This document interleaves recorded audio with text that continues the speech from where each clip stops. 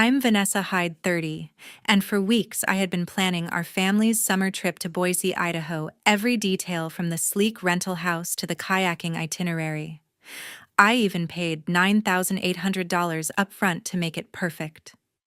But at the family dinner, my mom suddenly barked, her voice cutting through the clatter of plates. Skip the family vacation. This place is no longer yours. Her words felt like a slap. I didn't argue. I smiled, pulled out my phone, and quietly canceled the payment. By the next morning, my phone was a war zone: 38 missed calls, dozens of texts, and a forwarded email from my dad: urgent reservation canceled due to payment failure. I typed just one reply: no place left. They had no idea what was coming. If you were in my situation, what would you do? Leave a comment below. I'd really love to hear your answer. I'd always been the one holding it together. For years, I planned our family's summer getaway, and this time it was Boise, Idaho, a modern rental house with floor-to-ceiling windows, a deck overlooking the Boise River, and enough space for everyone. I booked it all, the house for $9,800, a van for group trips, even kayaking sessions on the river. As a freelance graphic designer, I'd built a steady income, pulling in enough to cover not just my bills, but everyone else's too. My sister Angie leaned on me to pay her son Gavin's private school tuition, $6,000 a year. My brother Grant borrowed $10,000 to start a clothing store that tanked within months. My mom and dad relied on me for their utilities, phone plans, even their streaming subscriptions. I didn't mind at first. It felt good to help, to be the dependable one. Every summer, I'd start planning in March. I'd scour rental sites, compare prices, and map out activities: kayaking, hiking, barbecues by the river. This year, I'd spent weeks coordinating schedules, making sure Angie could bring Gavin, that Grant and his girlfriend Myra had a room, and that Mom and Dad's dietary needs were covered. I even reserved a spot for a family photo session, thinking it'd be a nice touch. I paid the deposits, confirmed bookings, and sent a detailed itinerary to the family group chat. Nobody replied with a thank you. Angie just asked if I could cover Gavin's new soccer gear, another $500. Grant texted, "Can you spot me $1,000 for my rent?" Mom sent a thumbs up emoji, nothing more. Dad didn't even open the message. It wasn't just the money. I was the one who kept the family connected. I'd call Angie to check on Gavin, nudge Grant to get his act together, remind Mom about her doctor's appointments. I'd organize birthday dinners, holiday gatherings, even small things like sending flowers when Dad had knee surgery. But the gratitude was non-existent. Angie would roll her eyes when I mentioned my freelance deadlines, saying, "You're always working, Vanessa." Grant would laugh off his unpaid loans, promising to pay me back when his next venture hit big. Mom would hint I should contribute more since I was doing so well. Dad just nodded along, never stepping in. The Boise trip was supposed to be special. I'd spent hours picking a house with a game room for Gavin, a quiet porch for Mom and Dad, and a vibe that might actually make Grant show up on time. I'd budgeted $15,000 total, covering not just the house, but gas, food, and activities. I didn't ask for a dime from anyone. Angie sent a message asking if I could book an extra kayak for Gavin's friend, another $100. Grant wanted a separate room for Myra, which meant upgrading the rental. Mom complained the drive to Boise was too long, so I offered to cover their gas. Nobody offered to chip in. The group chat was a graveyard of my efforts. I'd post updates, confirmation numbers, check-in details, even a link to the kayaking company. Silence. Once Angie replied, "Make sure the Wi-Fi's good for Gavin's iPad." Grant sent a meme about camping. Mom asked if I'd paid her water bill yet. I started noticing the pattern. I was the bank, the planner, the problem solver. But to them, I was just Vanessa, the one who'd always figure it out. I was proud of my work, my ability to provide. But pride doesn't fill the void when nobody says thank you. Looking back, I should have seen the signs. The ignored messages, the casual demands, the way they'd talk over me at family dinners. I was the backbone, but to them, I was invisible, until I wasn't. The dinner table was chaos. Plates clinked, Gavin chattered about soccer, and Grant scrolled his phone, barely listening.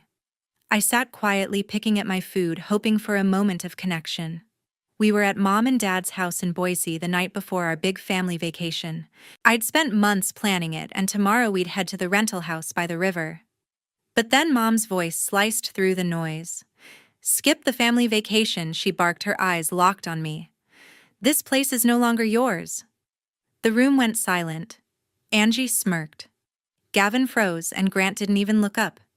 Dad just stared at his plate. My chest tightened like someone had punched the air out of me. I'd poured everything into this trip, my money, my time, my heart.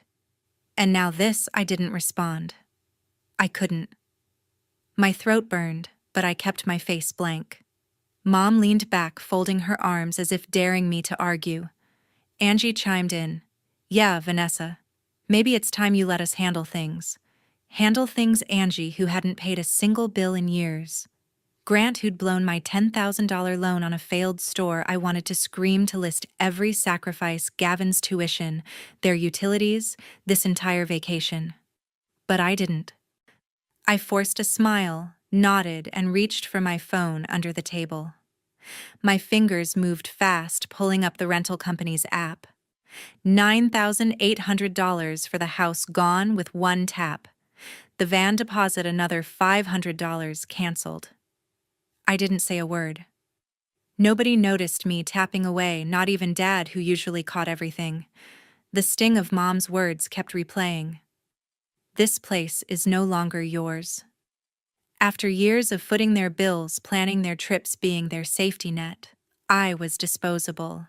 I'd spent countless nights working late to cover Gavin's school fees, skipped my own plans to bail Grant out, even paid Mom's phone bill when she forgot. And now I was being kicked out of my own family's plans. The betrayal cut deeper than I expected. I wasn't just hurt, I was done. My smile stayed plastered on, but inside something snapped.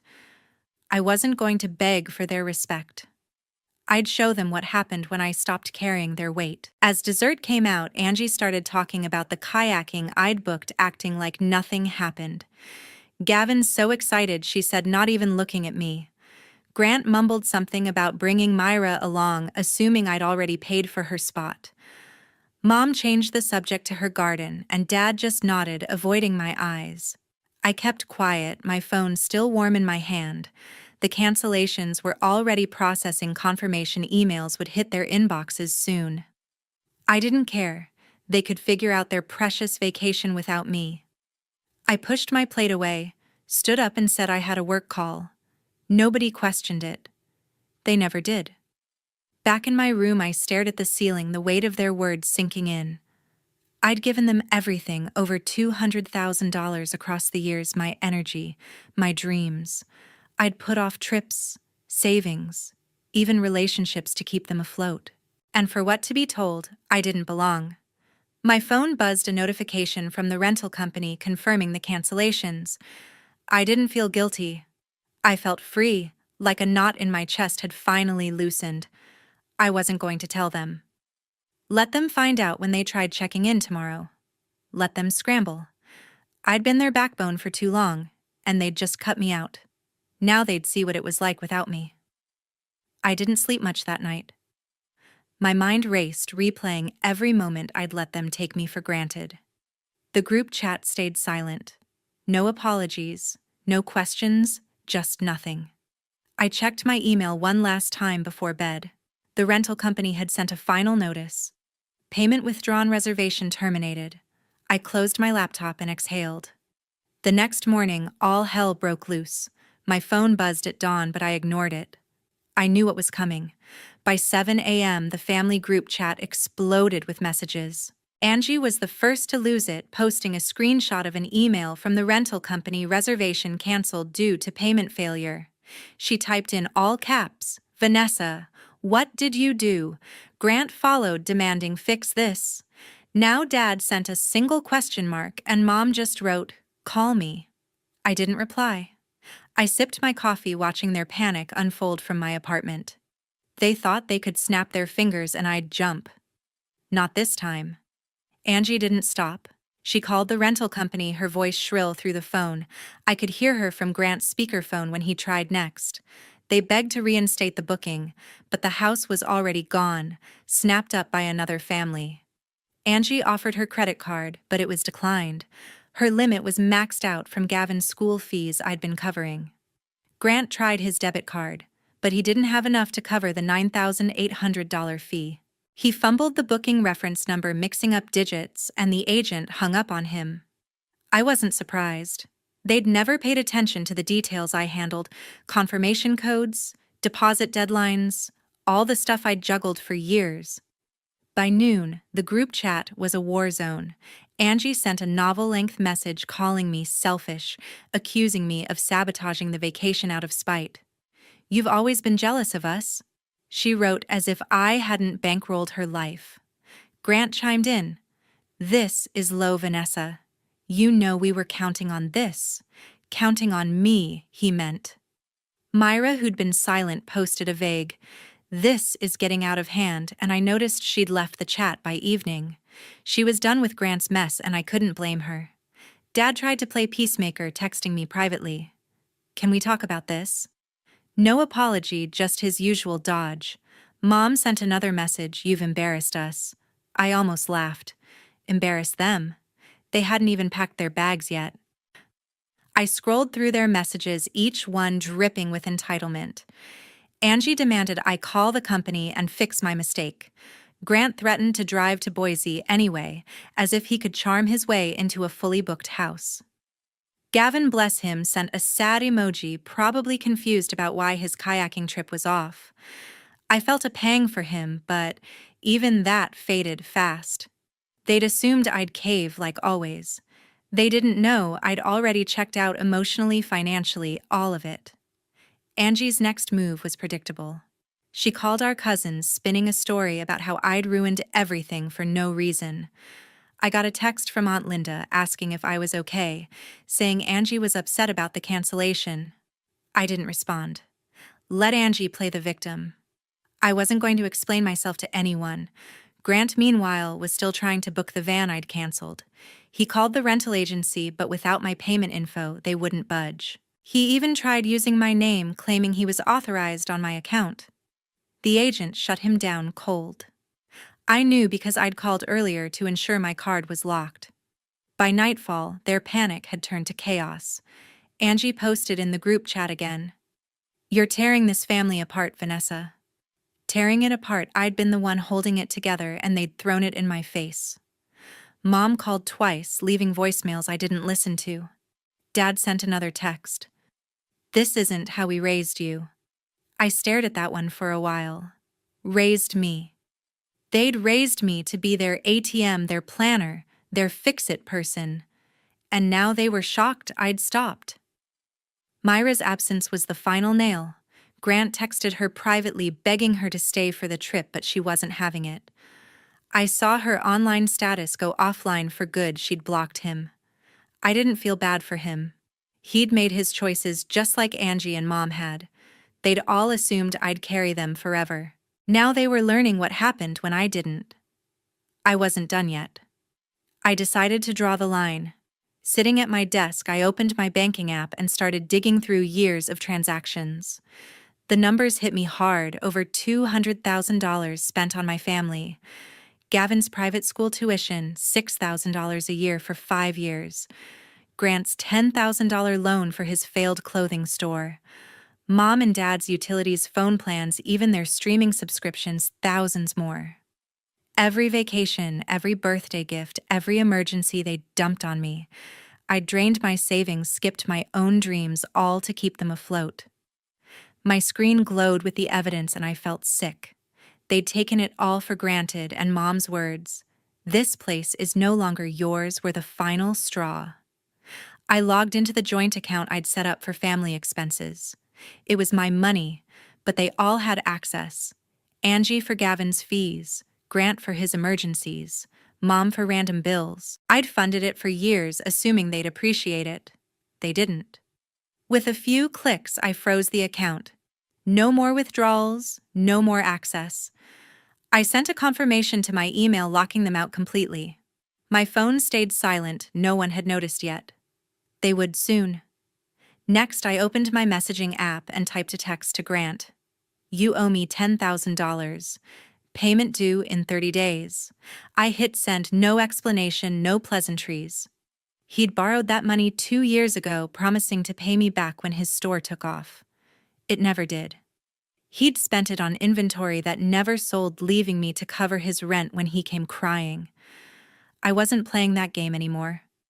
I knew he wouldn't have the money. He was broke, living off odd jobs and Myra's patience. But I wanted him to feel the weight of what he'd taken. Then I turned to my laptop and started searching for flights. Alaska had been my dream since college, a solo trip to see glaciers, hike trails, breathe air that didn't carry anyone else's expectations. I'd put it off for years, always prioritizing their needs. Not anymore. I found a flight to Anchorage, leaving in a week, and a small cabin rental near Denali National Park. I booked it all: flight, lodging, even a guided hike using my personal account, the one they couldn't touch. The total came to $4,000, a fraction of what I'd spent on them. For the first time in years, I was spending on myself. As I confirmed the booking, a weight lifted.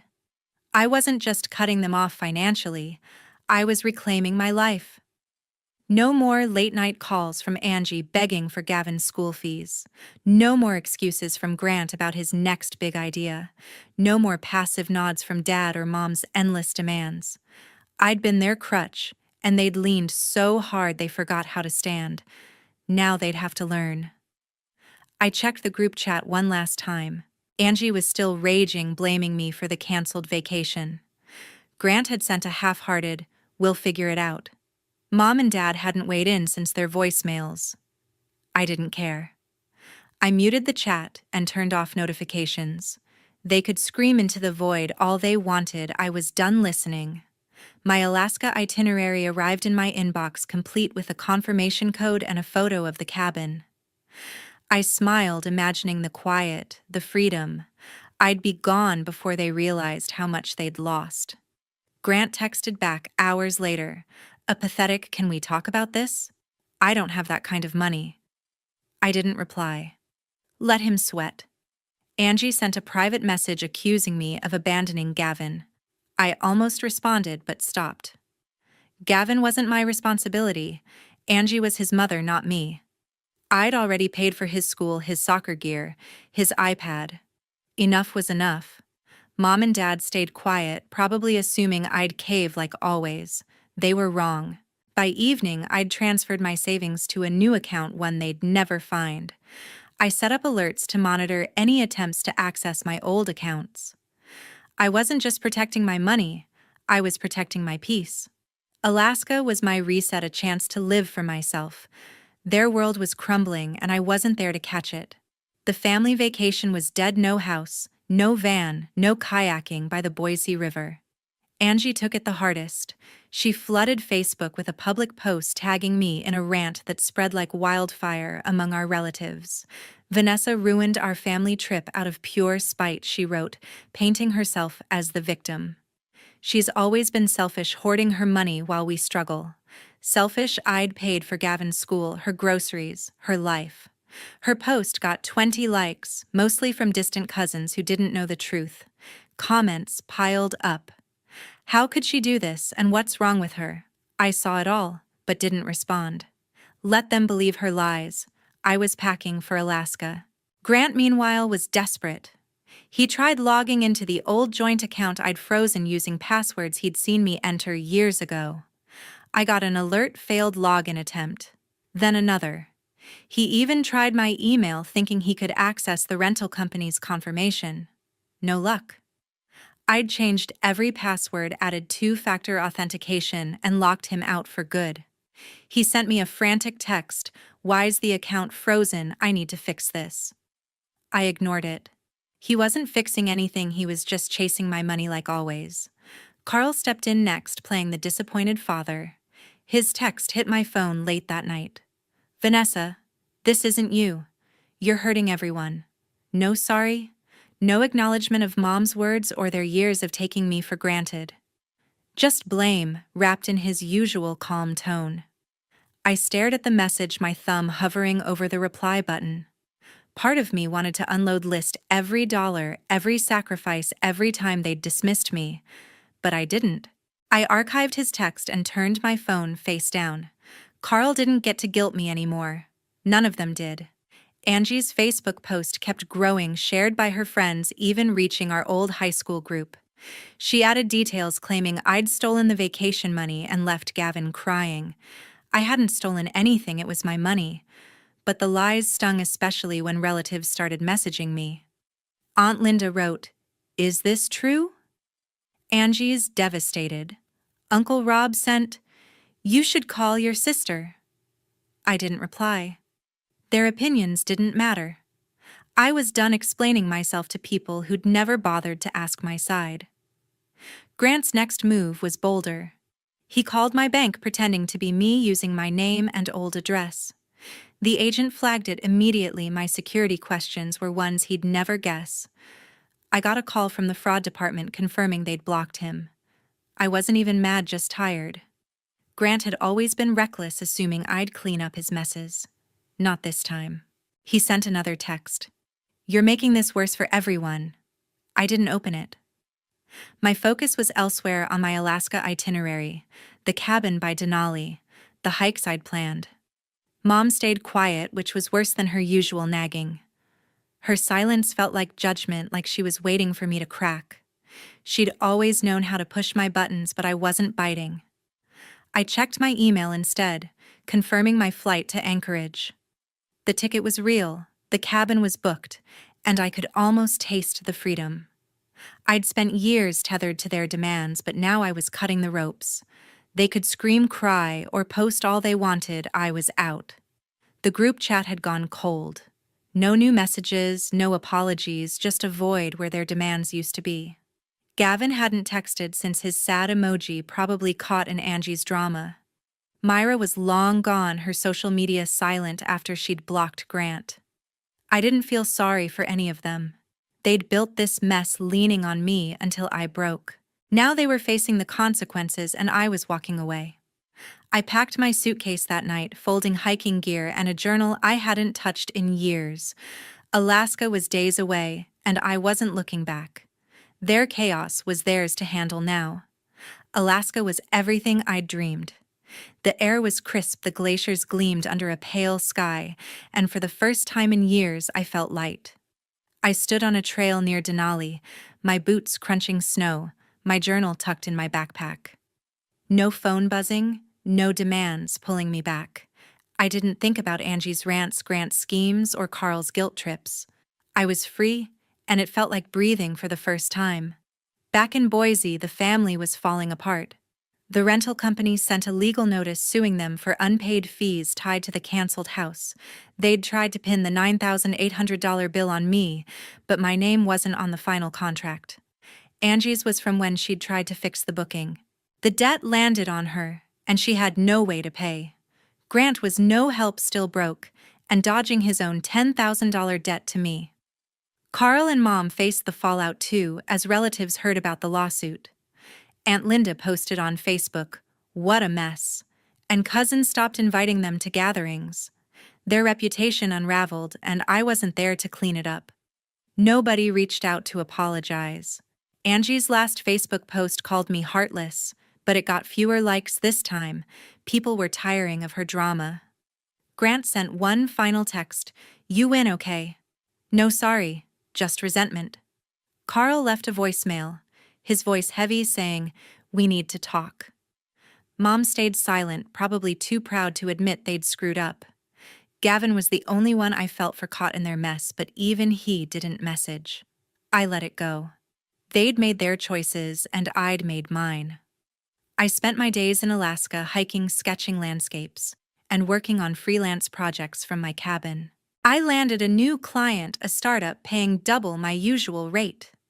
My bank account grew unburdened by their endless needs. I started a blog writing about my hikes and the peace I'd found. Readers left comments calling my journey inspiring. For the first time, I felt seen not as a wallet or a fixer, but as Vanessa, the woman who'd taken her life back. The family's chaos faded from my mind. I didn't check their social media or answer their calls. I heard through Uncle Rob that Angie was scrambling to borrow money for the lawsuit, but nobody would lend to her. Grant was couch surfing Myra, long gone. Carl and Mom moved to a smaller apartment, unable to afford their old bills without my help. I didn't gloat, I just didn't care anymore. They'd built their lives on my sacrifices, and when I stopped giving, their world collapsed. That wasn't my fault. One night, sitting by my cabin's fireplace, I wrote in my journal. I listed what I'd learned their dependence had chained me, stealing years of my freedom. I'd thought being the reliable one was my strength, but it was my cage. Every dollar I gave them, every plan I made had chipped away at my own dreams. Alaska showed me I was worth more than their demands. I deserved to live for myself, to chase my own joy. I vowed never to let anyone, family, or not take that away again. I thought about others out there carrying the same weight I had. I wanted to tell them your value isn't in what you give others. It's in who you are. Don't let their needs drown your dreams. Set boundaries, say no, and walk away if you have to. Freedom is worth it. I'd spent over $200,000 and countless hours on people who didn't see me. Now I saw myself clearly. As my trip ended, I booked a flight back, but not to Boise. I chose Seattle, a fresh start. I'd already lined up an apartment and a new project with my client. The family could keep their drama, I was done with it. My life was mine now, and I wasn't looking back. I'd learned to value myself, and that was enough.